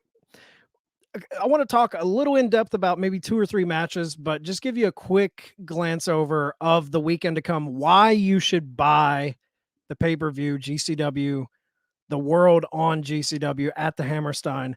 First, we have Gringo Loco, Demonic Flamita, Arez versus Bandido, Laredo Kid, and ASF. Just give me Gringo Loco versus Bandido is enough. Then you throw in Laredo Kid and all the others. I mean, this is going to be a good 6-man. Yeah. Can't go wrong with that at all. Can't go wrong with that at all. We also have, like we just talked about, we have the open challenge, the Briscoes. Who will show up for the open challenge? Talk to me, Pa. I have my theories. I do have a couple clips. If you guys haven't been up on the Twitter feud going on between FTR and Briscoes, it's one of the best things in pro wrestling social media right now. I just have 2 clips. I have FTR's recent response to the Briscoes and then the Briscoes responding to FTR. I'll play those for you really quick. Them boys, them little boys, them daddies are home now, and You're the ones that said enough of the Twitter BS, right? No, you can enough. say bullshit. That's all they do is cuss. Yeah. Enough of the Twitter bullshit. Yeah, okay, well, everything you've done since we showed up at Final Battle and kicked your ass has been on Twitter. You have done nothing but run your mouths and eat snacks and Lunchables and... So cute. It's so cute. How about we come to Delaware, we come wherever your chicken coop is, and you chop down the cornfield for us, so we have a landing strip, and we'll land. We'll get our own plane, and we'll fly to you, and we'll land there, and we'll build a Field of Dreams wrestling ring with all these chairs, and we'll take your chickens, and we'll put them in all these chairs, and we'll fill it up, and we'll kick the shit out of you in front of your own chickens, because you are chicken shit, and that's all there is to it. So I don't know. I don't understand if I don't know if it's your gimmick to have poor hygiene and terrible speech, but you guys are fucking killing it. I mean, getting revved up to 10, you are fucking killing it. Zombie and Hills Have Eyes. And Jay, if Enzo was on meth, that'd be you, except for Enzo's a lot richer than you are.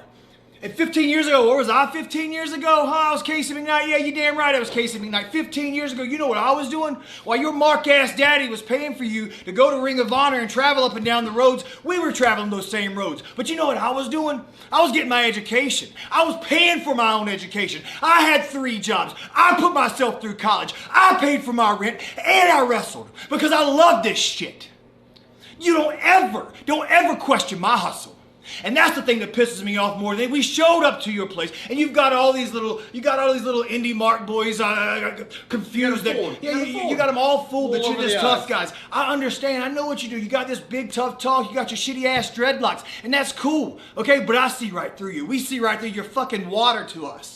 Okay? You're just water to us. So what you can do is, if it were up to me, I'd bring your ass to AEW, okay? I'd fly you first class to AEW. That'd be the first time you ever sat in first class. I'd fly your ass, make sure you took a shower, fly your ass to first class to AEW, and let you get in the ring with us. And then we'd beat the shit out of you. And then after that, you know what you could do? You could go back. You could go on to our bosses. And you could have those little gymnastic matches you're used to, okay? But guess what? They're going to put themselves over, so you just get used to that, all right?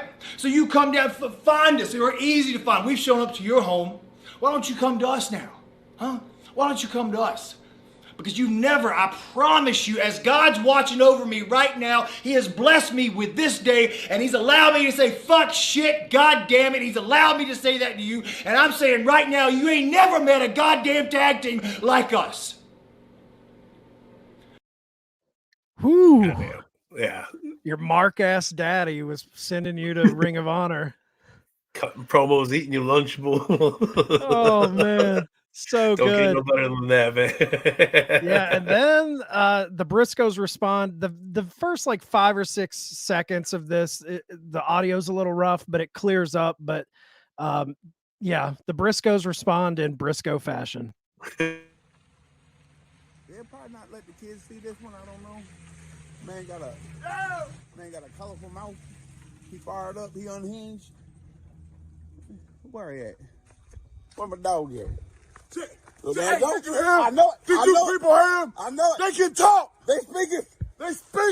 I can't believe this shit. Hey, about time y'all saying something. I'm pleasantly surprised. Hey, me too. Pleasantly surprised. Hey, you hear your boy? With the master plan? What he say? Wheeler? Yeah, what he say? Fill up the cornfield arena. Yeah. With chickens. That's a good idea. Packed house. But there's a problem. We ain't got no damn chicken. They went out Monday. Oh, they just went out Monday. They moved the flock. What y'all think we got pet chickens and shit? Hell no. We get them some bitches in, we get them out, we get that money. Ain't no chickens in there. And plus, it's the dead of winter, man. Ain't no corn, ain't no standing corn. Nah, you talking crazy. You supposed to know that, you all know better than that. You supposed to be a country boy. And what big bald head say? Oh, bald head Dex. He on there talking real crazy. That bar. He trying to fit that bar. Calling us dirty. Talk about my hair. Yo, how you gonna think that? Yo, so first of all, look at that. First of all, I got the most beautiful hair in the business right now. Some luxurious shit. And you just mad because you a bald-headed bitch. Right. You just mad because you ain't never gonna have hair ever again in your life. He's up off that, man. Now, he also said something about a gymnastics routine. Yeah, he did. And that's when I think he bumped his ball. Hey, that's when y'all should have said, cut, take 2, because y'all know damn well y'all talking crazy. Y'all talking crazy at that point. Right, but you know what? What? Maybe not. We nice at gymnastics. I mean, yeah. But just because we also nice at the 100, the 200, the 400. Yeah. The shot put, swimming, bobsledding. Hey, how you want it? Skating. How you want it? Hey, you right. Hey, we could be here all damn day, but we ain't got time for it. Hey, we gonna be in Chicago Saturday throwing the javelin. All right, tune in on Fight TV, GCW title defense. We ain't got time for y'all boys right now. Hell with y'all. Shit on it. Cut it off. Cut God, there is so much in that, like some luxurious shit.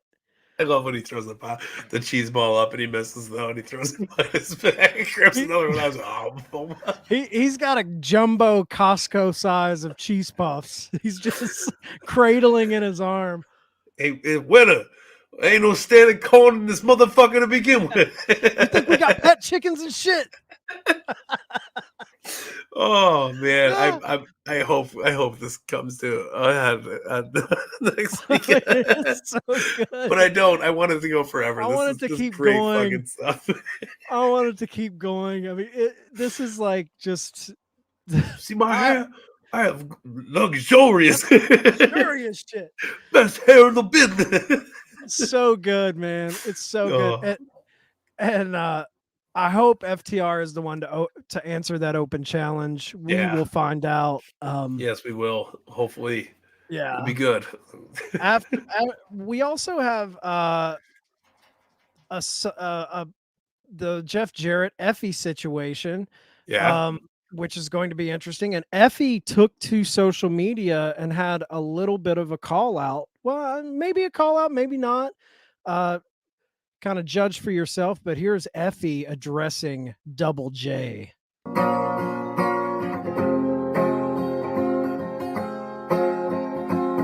That's how you play an acoustic guitar. I didn't want to have to address you, Jeff Jarrett, because for one, you're a clout vampire. You're here to suck every bit of organic clout out of anybody who's more talented, younger, or more useful than you are. It's what you've done your whole career. But you're also a washed-up 60-year-old with a podcast you're trying to get over, so it's not really worth my interest or time. I am Effy, and I am bigger than that. And during one of the biggest moments of my career, a defining moment where I was going to enter and become the #1 contender, you attacked me from behind. The whole world knows that. Wow, magic. I can take a guitar shot, though, and truly, I don't give a damn. But when you show up to a show that I am not at, when you walk through the door where I am not available, and you attack my sister, Allie Katch, after she has one of the biggest matches of her career, the biggest victories of her career, and she's pouring herself out to the people who want to see her match at Hammerstein Ballroom, who want to see what she is capable of against Ruby Soho. And I'm fired up, Jeff. I'm real fired up. So if you want it so bad, let's do it. Let's give the people what they want. Let's give Jeff what they want. Honestly, I don't know who wants it, but I want it now. I want you and me, Jeff, face to face. Hammerstein Ballroom, New York City, Sunday night. And I sound stupid right now because while you were beating up my tag partner, I was wrestling. I was wrestling and I was fighting for my life like I do every fucking weekend. But you get to show up where you want, don't you, Jeff? You're getting what you want, but you're not getting it easy. And I can guarantee, Hammerstein Ballroom, whoever watching, oh, the corporations, I don't give a damn.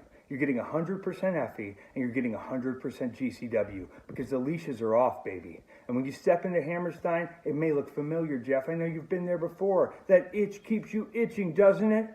But when you step into Hammerstein this time, it's my world. And I'm going to take you on the ride of a lifetime. Can't wait to see you in New York, Jeff. Double F signing out. Double F is fine. Double F is fine, man. Love it. Love it. Good call outs, good callbacks, good fucking good vibes, man. Yeah, so that'll be fun. And he mentioned his sister, Allie Katch. Allie Katch has, of course, we mentioned it, the big match with Ruby Soho Sunday, January 23rd. I think Jay Briscoe said Saturday, but it's Sunday. They were just fired up. It's Sunday, January 23rd, 8 p.m. Fight TV, regular pay-per-view, New York City. Definitely, it's gonna be a good one. We also have the ROH World Championship, Jonathan Gresham against Blake Christian. This is going to be a Pure Rules banger. Yeah. Looking forward to that one. And the big talking point for me, I have a couple other ones after this, just some little stuff, but the big talking point, well, I have one more and then we'll get to the big talking point. I jumped the gun. Atticus Cogar as of right now, they say he's going to be at Hammerstein, but he doesn't have anything to do, and he's pretty hot about it. And he also took to social media and he called out the man himself, the owner of GCW, Brett Lauderdale, and this is a good one. This close to main eventing the world on GCW at Hammerstein Ballroom. This close to Atticus Cogar versus Jon Moxley for the GCW World Championship. Congratulations, D. How many times have you wrestled at Hammerstein now? But you know what gets under my skin the most? It's that I have bled buckets for GCW. 440 have sacrificed so much for this company. And you know for a fact that if it wasn't for 440, GCW would not be where it is today. You have Janella and Cardona in some stupid fucking Twitter love storyline. You have Homicide, Moxley, the Briscoes, Gresham, Jarrett. If anybody wanted to see any of that, they could just turn on their TVs. And you already sold out before you announced the matches. So you can't tell me that this talent is who drew for this show. Where's all your homegrown talent? Where's the people that put GCW on their backs during peak pandemic and helped this company stay alive? I know that this is a quicksand business, but I refuse to run in place. I've beaten every challenge that you've put in front of me, and I still don't have a match at Hammerstein. I refuse to be put in some PBR pre-show just to say that I wrestled at Hammerstein because I'm not a fucking mark. You're gonna regret not giving me an opportunity. I'm gonna hurt someone's feelings, and I'm gonna make someone bleed just so your dumbass gets fined. Have security or an army of people ready. Fuck. Wow. The best part of it was, I know it's a quicksand business, but I ain't fucking running in place. God damn, dude. And then when he's like, what about all the GCW originals that carried this company on its back through the pandemic? And it's showing Matt Justice, Tony Deppen, Jordan Oliver, all of these guys. This was like the voice of the OG locker room, and they put it on Front Street in story. And this is just another example of why Atticus Cogar, for me personally, is climbing my ranks as one of the best despicable heels in the business right now. 100%. You thought his matches were good. His promo work is that much fucking better. So good, man. Good shit. Very good shit. But the big topic that I jumped the gun on, Matt Cardona versus Joey Janela. They've been building this up. We talked about the unboxing earlier with Chelsea Green in Cardona's corner. Janela came out on social media and sent a box to Cardona, which, you know, they were buddies. Janela likes collecting figures, so he sent Cardona a little care package in the mail, and Cardona opened it live. From the bad boy himself, Joey Janela. Joey, we're buds. We both collect figures. By the way, guys, there are some extra Matt and Chelsea wedding exclusive microbrothers on sale this week.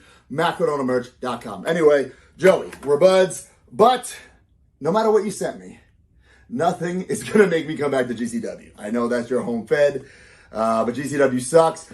Brett, he didn't even congratulate me. He didn't send me anything. So fuck you, Brett. Fuck GCW. Let him breathe. Let's open him up. Got my X-Acto knife. I'm excited. What can it be?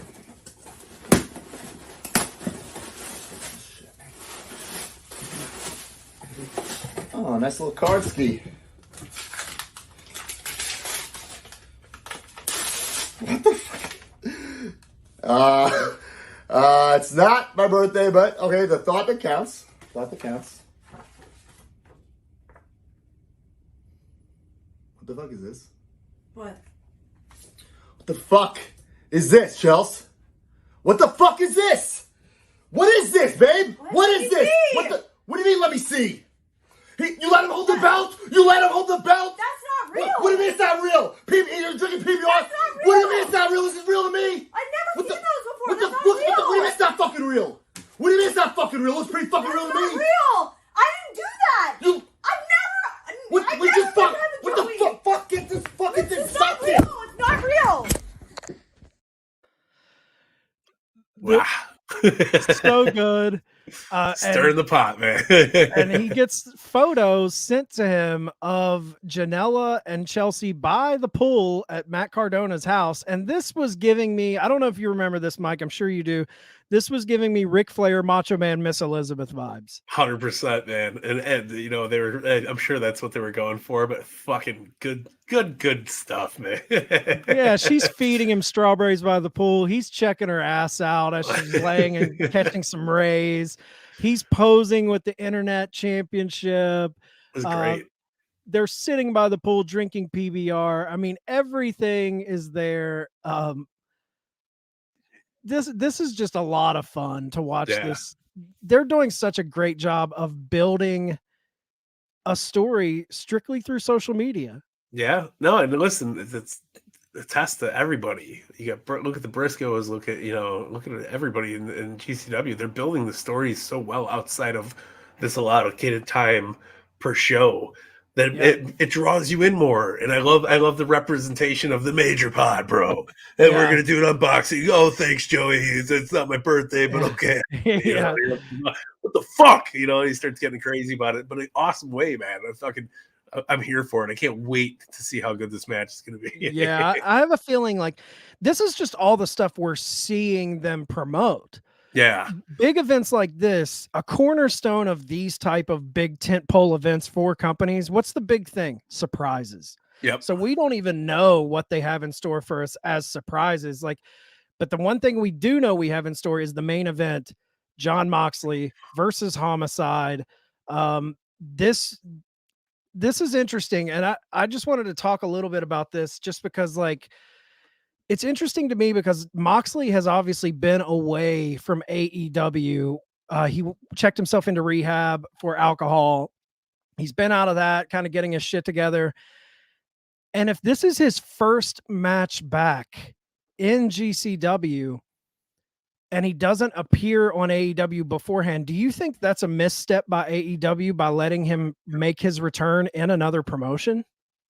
Because that's a big thing. You know, that's a thing they had in their back pocket. Yeah. For AEW, that was a thing in their back pocket that they could pull out at any moment. Holy shit, Moxley's back. But now that they're promoting him at Hammerstein, we know he's coming back. So it kind of takes that surprise away. Yeah, I mean, we do have 2 shows before then for AEW. Possibly something can change, but do I see it changing? Probably not. Misstep? I don't know. I think Mox is already established as the GCW champion. Maybe this will add more mystique to the Mox character for AEW. Maybe he goes over and comes in with the GCW title the next time we see him in AEW. Who knows? You know, and I think it says something too. That is a surprise they have in their back pocket. Do they need that surprise? Not necessarily. Would that surprise help them? Absolutely. But it also says a lot about Tony Khan if he is letting Mox return for the first time after months of being away at another promotion. I mean, that talk about having freedom in your promotion. I can't believe Tony Khan would let someone do that, but big ups to him for allowing someone to do that. Yeah, listen, it's not like he's going in the Rumble. Yeah. He's gonna pop up on GCW where we were expecting. He's been advertised. Tony Khan doesn't necessarily need that to be a staple for his company right now. Not saying that Mox isn't a big deal for AEW. He is, of course, but he's not necessarily like, oh, we need him back or else the company's going to shit tank. Right. You know, so I think this is totally beneficial for both parties. So we've talked about all these GCW originals. We've talked about all the people coming in, like the Greshams of the world, the Jeff Jarretts of the world. The one name synonymous with GCW that we have yet to talk about really in our 3 shows of doing the fucking GCW show, and the one name that we've yet to talk about with Hammerstein is Nick fucking Gage. Do you think Nick Gage, I feel like he has to be at Hammerstein. Do you think he shows up in any capacity? I absolutely believe he will be there. We haven't seen him in forever. It's been a while. And it's not like he was injured or anything like that. He's just fucking chilling, doing Nick Gage shit, you know. Yeah. So you know, sleeping on his mattress and David Arquette's on him.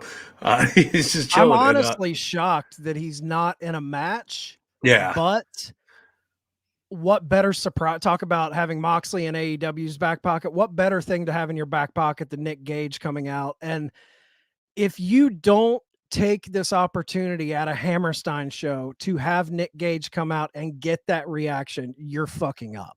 Yeah, 100%. And you know it's gonna happen. He has lights to be go there. out. Fucking Metallica starts blasting. Yep. Light tubes in the air. Yeah. It's gonna be a goosebump moment for sure. The pop and all of that comes with it. One last thing, and we're gonna get out of here. Our last segment of the night. The Bad Motherfucker of the Weekend Award, BMF of the Week. BMF of the Weekend.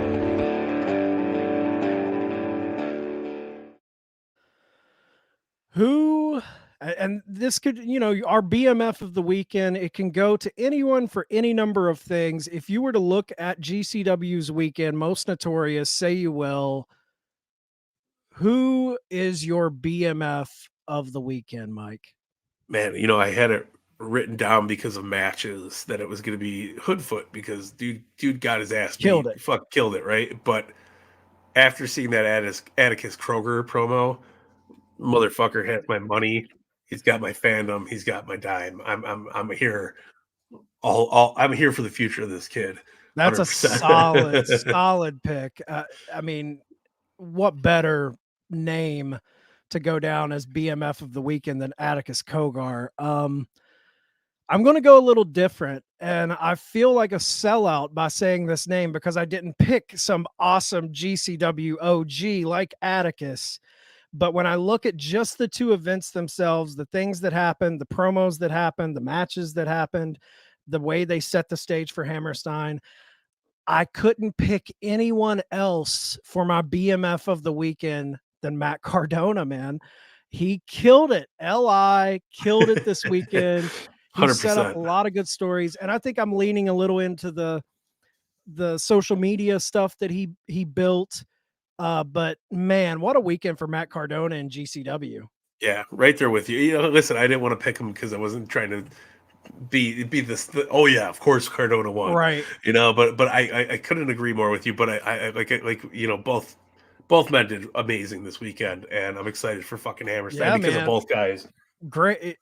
What a way to start off our BMF segment. We have our first two inductees into the BMF Hall of Fame. Hell BMF yeah. Matt Cardona, BMF Atticus Cogar. That was our finishing segment. BMF of the weekend. So yeah, we ran late, guys. We're going to get out of here. Mike, if you were to just give a last pitch for anyone kind of on the fence about buying the Hammerstein show this weekend, Sunday, January 23rd, what would you tell someone about this event this weekend? Not only are you getting some of the most action-packed, jam-packed pro wrestling, notorious by many means, but you're also looking at this amazing company that's red fucking hot right now going into possibly one of the most legendary, if not the most legendary arena in fucking pro wrestling in the last 30 years. Yep. And these guys are going to put their blood, sweat, tears, hearts, and fucking souls out there for the show. First time GCW has been available on standard pay-per-view, not just Fight TV, $24 fucking 99. If you're looking for, I guarantee this isn't going to be a 3-hour wrestling show. This is going to be up into the 5-hour mark, and in a good way. This isn't WrestleMania where you're like, fuck, it's only 3 hours into this, and we still have 7 matches to go. No, this is going to be fucking balls to the wall, head exploding action, and it all takes place at the Hammerstein. Yep. The Notorious. If there's another arena out there that's possibly bigger than the ECW Bingo Hall 2300 arena, this is it. This is the Hammerstein fucking ballroom, and you're getting some of the best not just programs, but workers in the last 5 years doing their thing. I don't know. I don't know what else could sell it, man. Fucking Jarrett. I could, yeah, Jeff Jarrett. Global Force Wrestling. I couldn't agree more. I think the big thing to me, like when you look at GCW going to Hammerstein, this isn't WWE doing Madison Square Garden for the umpteenth time. This isn't ECW even doing the 2300 Lodge. You know, it's not doing the Elk Lodge even. It's not them doing that, you know, long into their run. This is the first time ever a young, hungry, pissed off company like GCW is doing this. So in that situation, you've got a bunch of young kids trying to make their mark, entering it for the first time ever at Hammerstein. So like you said, blood, sweat, tears, soul, everything's going to pour into it. We're going to see a lot of surprises, I think, guys. I think there's going to be a lot of news on Monday morning after GCW at the Hammerstein. So again, January 23rd, Sunday, GCW, the world on GCW, catch it on pay-per-view, Fight TV, all that good stuff. We'll be here to give a short little breakdown. It's not going to go as long as this one. Sorry this one went so long, guys. We had a lot of shit to cover. But yeah, until next week, we'll see you guys for another edition of the fucking GCW show.